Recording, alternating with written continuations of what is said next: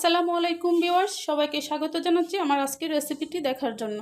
আজকে আমি আপনাদের সাথে শেয়ার করব কিভাবে করলা ভাজি করলে করলা ভাজি খেতে অনেক সুস্বাদু হবে, কিন্তু তিতা লাগবে না।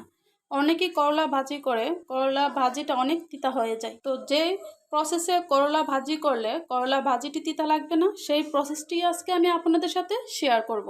করলা ভাজি করার জন্য প্রথমে আমি কি করেছি, করলাগুলোকে ভালোভাবে ধুয়ে নিয়েছি, ধুয়ে পানিটা ঝরিয়ে নিয়েছি। তারপর আমি নিয়েছি পেঁয়াজ, রসুন, কাঁচামরিচ। এই উপকরণগুলো মিশিয়েই আমি করলা ভাজি করব। তো প্রথমে আমি কি করব, করলাগুলোকে ভালোভাবে কেটে নিব। তো প্রথমে আমি করলাগুলোকে কেটে নিচ্ছি। এভাবে কেটে আমি ভিতরের পুরো অংশটাই ফেলে দিব। সবগুলোরই আমি এভাবে ভিতরের অংশটা, ভিতরের কোনো অংশে আমরা রাখবো না, এই সব কিছুই ফেলে দিব। তো আপনারা অপেক্ষা করুন, আমি সবগুলো একটা একটা করে কেটে নিই। তো ভিউয়ার্স, দেখতে পাচ্ছেন আমি করলার ভিতরের অংশটা, এই যে বিচির অংশটাকে ফেলে দিয়েছি।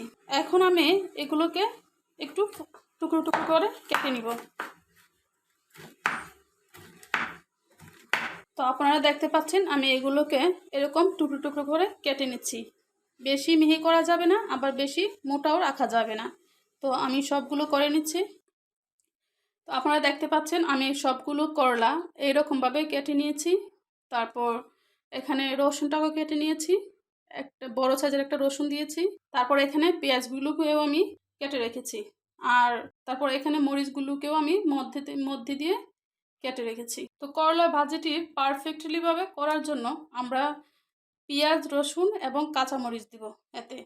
এবং এই করলা ভাজিতে কিন্তু পেঁয়াজ রসুনের পরিমাণটা একটু বেশি দিতে হবে, তাহলে সুন্দর একটা ফ্লেভার আসবে এবং খেতে অনেক টেস্টি লাগবে। তো দেখেন আমি পেঁয়াজ রসুনের পরিমাণটা কিন্তু একটু বেশি নিয়ে নিয়েছি।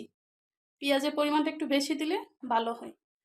তো ভাজিটি করার জন্য আমি চুলাতে তো ভিউয়ার্স দেখতে পাচ্ছেন আমি চুলাটা জ্বালিয়ে নিচ্ছি। দেন আমি একটি ফ্রাই প্যান বসিয়ে নিচ্ছি। তো এ পর্যায়ে আমি তেল দিয়ে দিব। তো করলা ভাজিতে তেলের পরিমাণটাও একটু বেশি দিবেন, এতে করে করলাগুলো ভালোভাবে মুচমুচে হয়ে আসবে।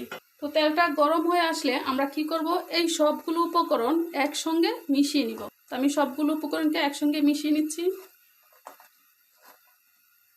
তো ভিউয়ার্স দেখতে পাচ্ছেন আমি পেঁয়াজ, রসুন, কাঁচামরিচ এবং করলাগুলোকে একসঙ্গে মিশিয়ে নিয়েছি।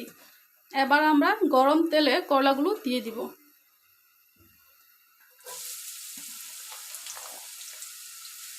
দেওয়ার পর আমরা পরিমাণ মতো লবণ দিয়ে দিচ্ছি।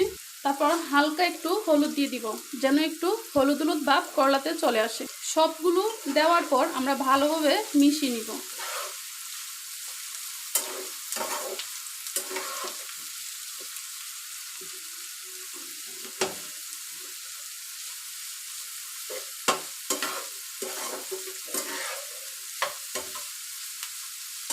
মিশানো হয়ে গেলে আমরা কি করব, চুলার আগুনটাকে দেখেন আমি কোন পর্যায়ে রাখছি। এইরকম এইরকম মিডিয়াম আছে চুলার আগুনটাকে রেখে দিবেন, দিয়ে ফ্রাই প্যানটা বসিয়ে দিবেন।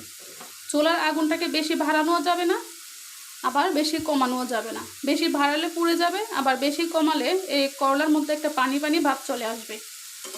তারপর আমরা করলাগুলো ঢাকনা ছাড়া রাখতে হবে, যেন এটা ভালোভাবে মুচমুচে ভাব চলে আসে। তো আমরা এভাবে রেখে দিব, রেখে কিছুক্ষণ পর পর নেড়ে ছেড়ে দিব। আমি আবারও দেখাচ্ছি, আমরা চুলার আগুনটাকে এই পর্যায়ে রেখে দিয়েছি,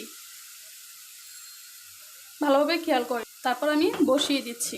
আমরা এই করলাগুলোকে ঘন ঘন না 3-4 মিনিট পর পর আমরা করলাগুলো নেড়ে ছেড়ে দিয়ে আবার আমি রেখে দিচ্ছি। আমি আবারও বলছি, আমরা কিন্তু করলার উপরে আমরা কিন্তু পাতিলে ঢাকনা দিব না, এই অবস্থায় থাকবে। আর 4-5 মিনিট পর পর আমরা নেড়ে ছেড়ে দিব। তো ভিউয়ার্স আমরা দেখতে পাচ্ছি আমাদের করলা ভাজিটা হয়ে এসেছে, একটা লাল লাল ভাব চলে এসেছে এবং মুচমুচে একটা ভাব করলা ভাজিতে চলে এসেছে। এবার আমি চুলাটাকে অফ করে দিব। এবার আমি একটি প্লেটে করলা ভাজিগুলো নামিয়ে নিব।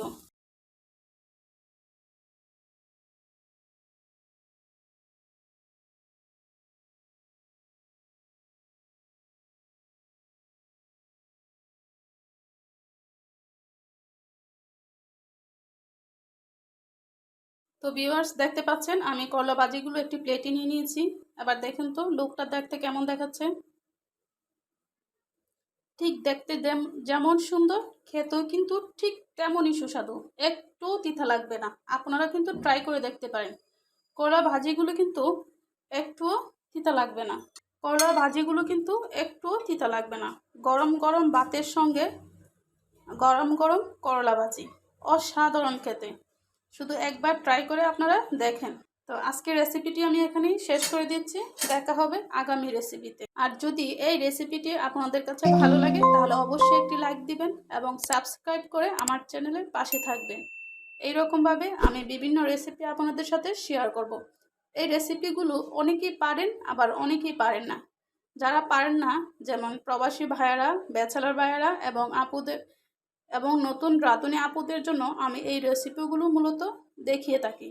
আর যারা পারেন তাদেরকেও অসংখ্য ধন্যবাদ আমার এই রেসিপিগুলো দেখার জন্য। আপনারা এইভাবে একটু ট্রাই করে দেখতে পারেন। তো ভালো থাকবেন, সুস্থ থাকবেন আর আমার চ্যানেলের পাশে থাকবেন। আল্লাহ হাফেজ।